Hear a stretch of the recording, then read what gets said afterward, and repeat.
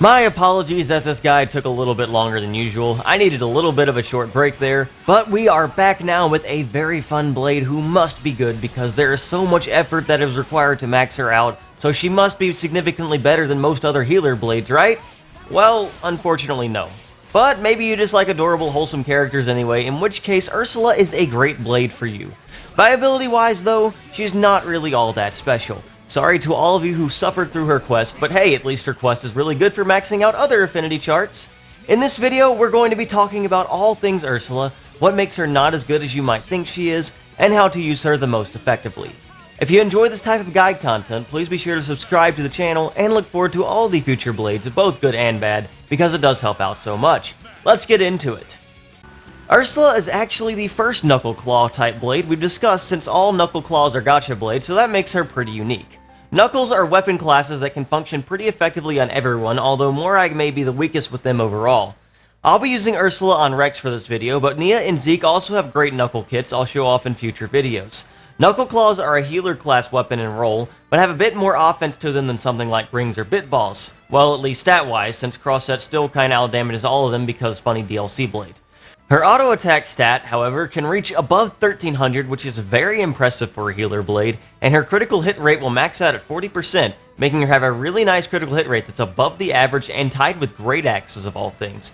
Block rate is the second lowest tier in the game, but Ursula as a healer and with her kit will almost never get aggro, so that isn't a major concern. On that note, her defenses are 10% physical and 30% ether, so she does have some okay resiliency if you take some hits. Her stat mod is a 10% agility mod, which seems a bit odd with her kit and isn't really that high either. And then of course she has a cooldown of 3 when maxed out, which is among the lowest in the game, and very unfortunate considering Ursula's kit. Speaking of which, let's take a look at Ursula's skill tree to see what she's really all about. Ursula's first skill is Hide and Seek. This will reduce all aggro drawn from arts and specials by 15% at level 1, rising up to 45% at level 5. That's actually some pretty insane reduction since most damage comes from arts and specials. Now the thing about Ursula is I'm not sure it actually is the most effective on her because she doesn't exactly have much in the way of damage already, and likely would never take aggro over a decently set up offensive blade anyway. It's hard to really judge the usefulness of the skill based on that, but one thing is for sure, Ursula will probably never have aggro, which is still a good thing if you are a healer blade. Ursula's second special is Berry Healing. This will heal 20% of the party's health upon switching in at level 1, rising up to 40% at level 5. This might be one of the most overrated skills in the game. A 40% heal is nothing. Pretty much any flat heal art can easily eclipse that and be on a short cooldown with art recharge pouch items. Any art that heals the party by a percent amount is also an easy full heal, and stuff like critical healing exists and is very good in this game, so only a 40% heal every time you switch in really isn't that good. Especially when you consider Ursula has a longer cooldown than most blades in the game, making this additionally not great. Sure, overclocking Bang will exist, but that's kind of a waste of an accessory in blade slot, just to try to get some healing up to par with other methods. If there is one positive of this skill, it's that it is instant once you swap in, so you can use it as a panic button, but realistically there are other and better options to get your healing, and 40% just really doesn't cut it late game. Plus, healing just isn't really that amazing in Xenoblade 2 in general. Ursula's final skill is Snow Charm. This will grant the party a 40% health barrier at max affinity at level 1, rising up to 60% at level 5. Personally, I think this is her best skill. Healing by itself isn't that great, but overhealing with a barrier is actually pretty good. Giving an effective 60% extra health to everyone with this on top of their current total is something no other blade can do, and barrier is additionally nice because it also nullifies all reactions while the barrier is active, making the party even more durable.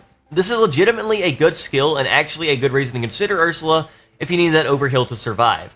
Another cool thing about it is that it will refresh every time you hit max affinity, so you can actually reapply it by losing max affinity, then quickly gaining it back if you really want to. Lower damage enemies can basically do nothing to you in this case as well. All around, this is a great skill, but overall Ursula is still a blade who doesn't offer a ton, and since healing gets outclassed, it's really hard to call her a good blade based on her skills. Let's take a look at her specials. Ursula's level 1 special is Berry Strong. This is a 2-hit special of pretty mediocre speed. Interestingly enough, it actually has a 25% critical hit modifier and an above average damage ratio if offensive Ursula is your thing. Its ratio is 300 at level 1, 460 at level 5, but a whopping 504 at max affinity. Truly a powerhouse Ursula is. In all honesty, damage ratios on Ursula specials barely matter since you'd never really use her for any kind of offensive presence, so the more important thing is probably the bonus effect. It spawns 2 health potions. Potions are good for healing if you need health, although not as good as percent healing specials in my opinion. Ursula's level 2 special is very helpful. This is a single hit special with slightly above average speed and a nice bonus effect of restoring a percentage of damage dealt back to the entire party.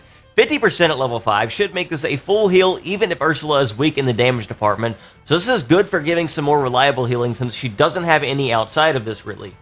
Definitely a special you want to keep in mind when using Ursula and need her healing badly.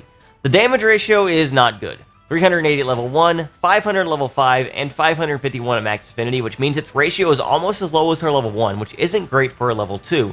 But again, you don't really use Ursula for damage, so it doesn't really matter that much. Ursula's level 3 special is Berry Go Round. This is an interesting special, not gonna lie. It's 8 hits, and each of the 8 hits has a blowdown chance. Other specials have blowdown chances, but certainly not to this extent. That can actually make this special a funny niche option in certain situations, especially near cliffs. It's also decent enough at interrupting enemy actions if they aren't blowdown immune. The damage ratio is also pretty high, starting at 550 at level 1, rising to 750 at level 5, and then 816 at max affinity, which is well above average, beating blades like Cutie Pie. It even has a bonus effect of doing more damage when you're below 30% health, so I guess if you really want to experiment with offensive Ursula, this is her best special in that department. I wouldn't really recommend it though, and unless you really need the blowdown, her level 2 is going to be better for healing purposes. All around, her level 3 isn't bad to use though. Ursula's level 4 is Ursine Phantasm. This is also a special you can use for healing because it also has a bonus effect of healing the entire party for 50% of the damage dealt when used. That can make it a very nice level 4 to save for when you're in a bad spot. You can block an attack with it, then reset the fight with everyone on full health afterwards. It has a 1050 damage ratio and comes with a 20% critical hit mod, also making it okay as a damage option as well. I'd say this is definitely a pretty good level 4 for her and makes her function decently as a healer even with Knuckleclaw's lack of flat healing. It's a good special to keep in mind and can be very clutch in certain situations. For setup, I'm running a Moon Matter core chip. It's not necessarily for the damage, but crit rate is useful for other things like party meter as well. The Tachyon bonus effect isn't really that useful in my opinion, but it can be a consideration if you aren't using strong art recharge effects. Nothing else is really going to be that useful for her. Ursula is a blade cursed with only a single aux core slot, but in that slot I'm going to run Affinity Max Barrier. Ursula does not need damage at all, and this will boost her barrier to 95%, which is basically a second health bar for everyone. Pretty useful if you ask me, and will make the party that much more difficult to kill. For accessories, I'm choosing a more supportive setup this time. Carbon Gauntlets will allow me to charge specials much faster when canceling Arch, which means more faster orb setups, or more healing or level 4 uses if needed for healing. I am also running a burst symbol to help out my party members carry the needed damage, and critical symbol will also help so that we can get those guaranteed critical hits and chain attacks. Ursula's job is to support and heal if needed, so that's what we're gonna do. Offensive Ursula really isn't that good at all. For pouch setup, art recharge and party meter as great as you might expect. Ursula likes desserts, making her additionally great with art recharge, which is always helpful. With all that done, let's take a look at how to use Ursula practically. So as already stated, I do not recommend using Ursula as an offensive blade. I recommend using her as a support blade and a healer blade in some senses, and just rely on your teammates to carry. Ursula in particular works well with Earth Blades and Dark Blades, because Ice, when you double combo Ice, it'll combo into both those elements, but you can also do a different combo if you do Ice into Water into Earth. There are also other routes where you can get Ice as a finishing combo, but I wouldn't really recommend Ursula for that either, since you'll get more finishing damage out of other blades. The blades of choice are going to be Telos in this case, and Cutie Pie. Cutie Pie is just really easy to slot on any team, and Telos is a really powerful Dark Blade that's very helpful in a lot of situations. So what am I doing now? I'm just running around basically doing nothing. Well, my goal was to lose Max Affinity on Ursula like I explained earlier, so I can get Max Affinity again, which is very easy to do. We're already back, and you saw the absorb damage there again. That means we now have another refreshed barrier. So I can refresh that 95% damage barrier anytime I want to, which is actually incredible for just keeping you super topped off on health. It's basically an extra health bar for everyone, even though it's invisible, and all reactions will be nullified. So if he were able to actually hit that move on us, the Rampage train, it wouldn't even launch us because we'd have the damage barrier. And that can make it a very nice move to consider and extremely useful in a lot of situations. So as you can see here, it's pretty easy to set up orbs with the setup. You can do these 2 quick orbs, and that'll pretty much end any fight as long as you have the proper blades to end a chain attack with the orbs that you have set up. I actually did not bring the proper blades in this case, but I did actually add an electric blade after this, so I'd have a better, easier chance at actually breaking the orbs for tougher fights. I didn't actually need it here. I do have the fusion combo set up there with the level 3 combo finisher, and we're going to be able to just finish this fight off with just this level 1 chain, or round 1 of a chain attack. Ursula, as you can see, does 0 damage even with 3 burst symbols, but that's not really a major deal at the very least. She's completely here for the supportive and healing aspects, just in case we really need it, and that major barrier she can offer, which is really nice. I want to very quickly show off the blowdown potential you can have, especially on Rex. He has Feral Uppercut, which is also a really powerful blowdown art, and if you combo that with the level 3, you can actually just knock enemies to cliffs and knock them off, which is really funny. You're able to see the Feral Uppercut and the blowdown level 3 berry go round, where I was able to get her right to the edge of the cliff, and now I can use one more Feral Uppercut here, and you can just blow her off the cliff. Really funny strategy, something you should definitely consider doing if you want funny ways to kill enemies. But let's do a real fight now. Let's try a movable Air Carlos on normal mode. So, that's going to be similar to the Tyranitar fight, except this time we're facing a much tougher enemy, much more powerful defenses, and the HP barrier is going to be even more useful to us because our allies are going to be dying a lot quicker. So that's what I'm doing now. I'm trying to run away from Ursula so we lose our max affinity link. But I set up freeze first because I was like, I should probably do this before it expires. And then I think I start running away from Ursula so we can actually get the setup we need. Everyone's at full health, so this is a good time to do that, I would think.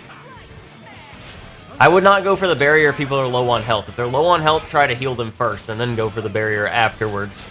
So this is a good time to just run away from Ursula. We're not really worried about doing the damage at this point, and since our allies are carrying the level 3s right now, and we don't have any combos to do, it's not really a big deal if we're not doing anything currently. I mean, this is something in its own way. Just getting the barrier, we just have to make sure we lose the affinity link, and then we're able to go back into the fight, and we're going to be able to get our barrier up pretty quickly here. Zeke and Telos are now low on health, so we're going to be able to heal them up a little bit after this, especially now that we're going to be able to get the barrier back pretty quickly. The Elemental Awakening is dangerous because that gives them even more damage, but that's not a big deal. We're going to be able to survive just fine, I think. We've got the barrier that ended up saving Zeke right there, even though he ended up getting hit anyway. We're able to get some blowdowns on him to buy ourselves some extra time for Tor to get a break, so we can get some more potions here if we can get a Toffle. But Zeke has managed to stay alive. He's at 280 health now. He's really impressive in doing that. Maybe we need another barrier. But we actually got all the way to full health now, because our level 2 is at full heal art, so that's very helpful. So Ursula's actually pretty effective at keeping the party alive, despite not having a flat heal art. You just have to be a little creative and make sure you're getting that barrier application in certain intervals. Now that we've got both level 3 specials set up, I'm probably going to chain attack really soon here. I just wanted to set up a nice fusion combo first. So I set that up with Ursula's level 1 special, and then we chain attack right afterwards. That's going to allow us to get a pretty powerful chain attack here. I've got the Katana Blade, and we're going to be able to earn the Female Katana Electric Blade to do some extra damage to the Earth Orb. We're going to be able to do this pretty easily here. Now, you might want to have an extra guarantee and just make sure you can hit both orbs super effectively here. But I'm able to get the 50% chance I need in that case and break that orb, which is really, really nice. So Ursula, even with her single hit special in the round 2 of the chain attack, was only doing 500,000 damage, so she's not really impressive damage-wise. Meanwhile, without the fusion combo, Telos hits damage cap on everything because Telos is really powerful, so good on her. Now, if you're good at this game, you could probably end this fight right here if you actually manage to hit the B button prompt properly, but I am not good at the game, so I was unable to do that, so I'm going to put myself in a bad situation instead. But since we have Ursula, we're going to be able to recover. We can get that heal with Ursula. If I would have waited a little bit before the Wild Wave, that would have been nice, but I am a lucky person instead, so my allies survive with 1 HP with their 50% chance there. They should have probably died there, but that's not a big deal. I charge him at level 4, so we have that heal on deck, so we can block anything really dangerous here. I thought the Feral Beat might go through, but then Tora breaks just in time there. It didn't end up mattering, though. We've got basically all of our party meter back as well, so You can see I would have been able to revive my allies anyway, just in case something really bad happened. Ursula still has the barrier, by the way, because she hasn't even been hit yet. So she still has that max HP barrier, which is really, really nice. And Carlos is almost dead here. I think I do a chain attack after this just because why not? But it was completely unnecessary because we're going to be able to just absolutely wreck him right here. And yeah, he's going to be basically almost dead at this point anyway. The chain attack is just assurance at this point, and honestly, I don't really have much else to say. Ursula is pretty effective as a healer, keeping the party healthy, and the max HP barrier is actually a lot more useful than you think it is. So I'd say she functions okay as a healer because of that, but unfortunately she's still, like, in the bottom, like, 15 blades or so, just because it's not really that valuable to be able to heal in this case, and there's other blades that can do her job better, and she offers not really that much besides that. Still, as always, Xenoblade 2 is a very flexible game, and she is perfectly serviceable if you want to use her. That's going to cover it for this guide, so I hope you guys learned something and enjoyed the video, and if you did, please be sure to subscribe to the channel, like and comment on the video, and support me any other way you want to. Thank you guys so much for watching, and have a blessed day.